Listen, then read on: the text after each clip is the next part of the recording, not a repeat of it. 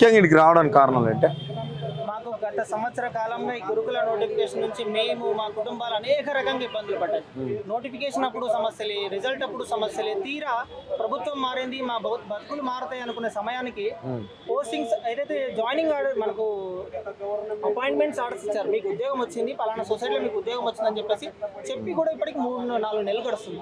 ఈ 3-4 నెలల నుంచి కంటిన్యూస్ గా మేము గురుకుల అధికారులను కానీ, గురుకుల బోర్డులో ఉన్నటువంటి అధికారులు కానీ, మిగతా ప్రజాప్రతినిధులను కానీ కంటిన్యూస్ గా కలుస్తూనే ఉన్నాము. ఎందుకంటే సార్ మరి మాకు పోస్టింగ్స్ ఎప్పుడు ఇస్తారు, ప్లేస్ ఆఫ్ జాయినింగ్ ఎప్పుడు ఇస్తారు, మేము మా కుటుంబాలని కూడా షిఫ్ట్ చేసుకోవాల్సి ఉంటుంది, మా పిల్లల్ని కూడా కొత్త స్కూల్లో జాయిన్ చేసుకోవాల్సి ఉంటుంది, మేము ఇలా అనేక సమస్యలు ఉన్నాయి సార్, మాకు ఇక్కడ ప్లేస్ ఆఫ్ జాయినింగ్ అనేది చెప్తే దాన్ని బట్టి మేము మా భవిష్యత్తు ఆలోచించుకుంటాం సార్ అని చెప్పినప్పటికీ ఏ గురుకుల అధికారిని కలిసినా, ఎవరిని కలిసినా మాకు పైనుంచి ఇంకా ఆర్డర్స్ రాలేదు, ప్రభుత్వం నుంచి మాకు క్లియరెన్స్ రాలేదు. ఎప్పుడైతే సీఎం గారు కానీ ఇంకెవరైనా మాకు క్లియరెన్స్ ఇస్తే అప్పుడే మేము రెస్పాండ్ అవుతాము అనేది వాళ్ళు కంటిన్యూగా చెప్తున్నారే తప్ప మాకు ఒక వెబ్ నోట్ లేదు. మేము గురుకుల బోర్డు 3-4 నెలల నుంచి కంటిన్యూ ప్రతిరోజు ఓపెన్ చేసి చూస్తాం, ఏదైనా అప్డేట్ ఉంటుందా, ఏదైనా వెబ్ నోట్ ఉంటుందా, ఇంకేమైనా మాకు అఫీషియల్ ఇన్ఫర్మేషన్ దొరుకుతుందా, అక్కడ ఎక్కడ ఇన్ఫర్మేషన్ ఉండదు.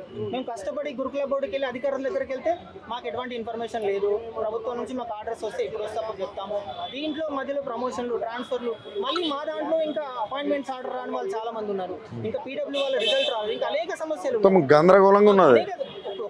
ఒక్క సమస్యని కాదు, ఇక్కడ అనేక సమస్యలతోనే గురుకుల బోర్డు అనేది ప్రతిరోజు మాకు ఇప్పుడు సరే అన్నీ క్లియర్గా ఉన్నాయి, మా పోస్టింగ్ ఒక్కటే పెండింగ్ ఉంది అనేది అనుకుంటే మేము ప్రశాంతంగా ఉండేవాళ్ళం. ఇలా కాకపోతే వారం రోజులలో అవుతుందని.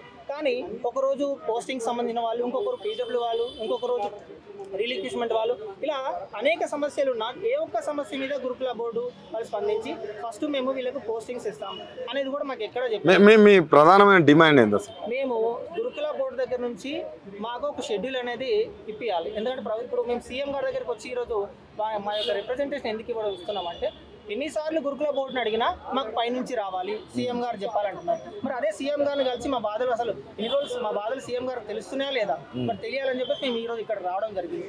జాబ్లు వచ్చినాక రోడ్లు ఎక్కడ అయింది? మీరు జాబ్లు వచ్చినాయి అనేది మాకు బయటకు చూపించుకోవడానికి, ప్రపంచం చూపించుకోవడానికే ఉంది.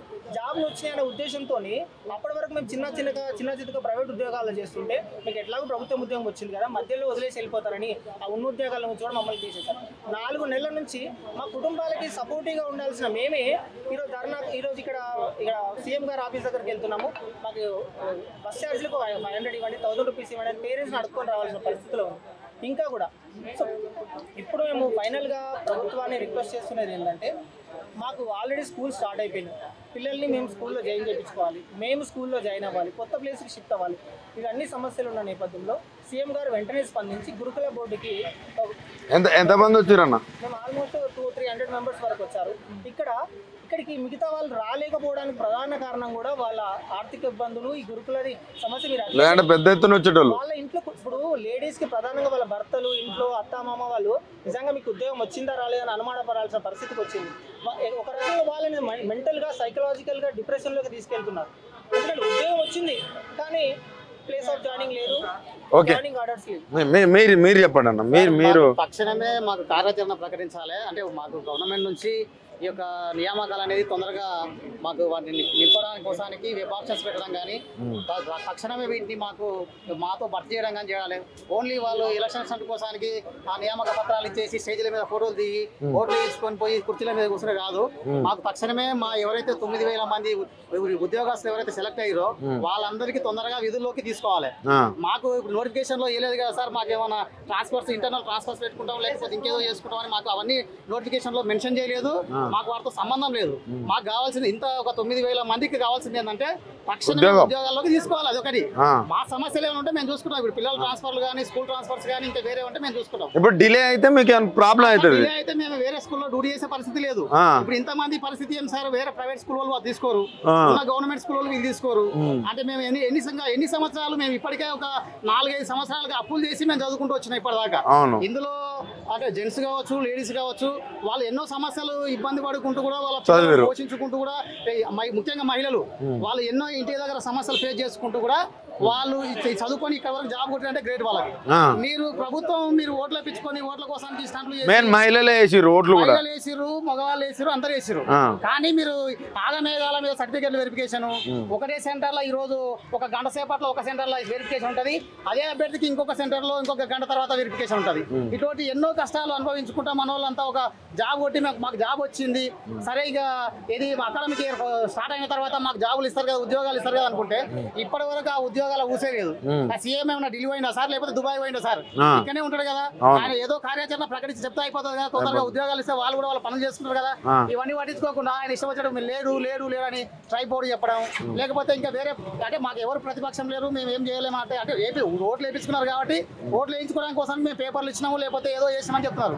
అది కాదు సార్, మాకు కావాల్సింది మాకు తక్షణమే ఉద్యోగాలకు తీసుకోవాలి, విధుల్లోకి తీసుకోవాలి. వాళ్ళు ఇంటర్నల్ గా ట్రాన్స్ఫర్లు పెట్టుకొని వాళ్ళ కోసానికి మమ్మల్ని ఆపడం ఎందుకు సార్? మాకు రిక్రూట్మెంట్ చేసినప్పుడు మీరు ఇచ్చేయాలి కదా, 60 రోజుల్లో జాయినింగ్ కావాలని చెప్పేసి. అసలు మీరు జాబులు వచ్చినాక ఈ రోడ్ల మీద తిరుగుడేంది నాకు అర్థం కావట్లా. ఇది మేము ఏ విధంగా చెప్పాలో మాకు కూడా అర్థం అయితే లేదు సార్. ఎందుకంటే గత ప్రభుత్వాలు నోటిఫికేషన్ ఇచ్చినా ఈ ప్రభుత్వాలు రిజల్ట్ ఇచ్చినా తక్షణమే విధుల్లోకి తీసుకోవాల్సిన బాధ్యత ఉంది కదా. మనకి ఇచ్చిన ఏది మనకు అపాయింట్మెంట్ లెటర్ లో మీకు 60 రోజుల లోపల విధుల్లో జాయిన్ కావాలని ఉంది. దాని కింద వీళ్ళు 60 రోజులు అయిపోయింది, ఇక్కడ 90 రోజులు కూడా అయిపోయింది సార్. ఎవరు ఇప్పటికీ మమ్మల్ని ఇంకా తీసుకోవడం లేదు. అంటే మేము ప్రైవేట్ స్కూల్లో పోవాలంటే కూడా ప్రైవేట్ స్కూల్లో తెలుసు ఆల్రెడీ మాకు జాబ్ వచ్చిందనే విషయం. ఎవరిని ఈ 9,000 మంది ఉద్యోగస్తులను ఎవరు ప్రైవేట్ స్కూల్లో తీసుకోరు, ఎందుకంటే వీళ్ళు ఎప్పుడు వెళ్ళిపోతారో తెలియదు. రెండవది మేము ఇంటి దగ్గర వేరే పని చేసుకునే పరిస్థితి ఉండదు, ఎందుకంటే ఒక ఉపాధ్యాయుడు వేరే పని చేయడం అనేది మీకు తెలుసు ఆ విషయం ఎట్లుంటుంది. సో ఈ విషయాలతో అంటే ఇప్పుడు బోర్డుకి అనే దానికి జనరల్ గా ఉన్న గవర్నమెంట్ ఆఫీషియల్స్ లో సీఎం గారు ఆర్డర్ వేసి పనిచేయడం పెద్ద ఇబ్బందా సార్? మేము దొరకలేడా సీఎం గారు? మరి బోర్డు చైర్మన్ సీఎం ఎవరున్నా కానీ వాళ్ళు తలుసుకుంటే 5 నిమిషాల్లో పని అవుతుంది సార్. సరే, ఇప్పుడు నెక్స్ట్ మీ కార్యాచరణలో ఎలా ఉండబోతుంది? నెక్స్ట్ మా ఇప్పుడైతే శాంతియుతంగా చేస్తున్నాం సార్, ఇకపై కూడా శాంతియుతంగా చేస్తాం. కాకపోతే ఇంతమంది కాదు 9,000 మందిని తీసుకొచ్చి కూడా చేస్తాం, అది ఎక్కడంటే అక్కడ చేస్తాం అంతే. Okay, thank you.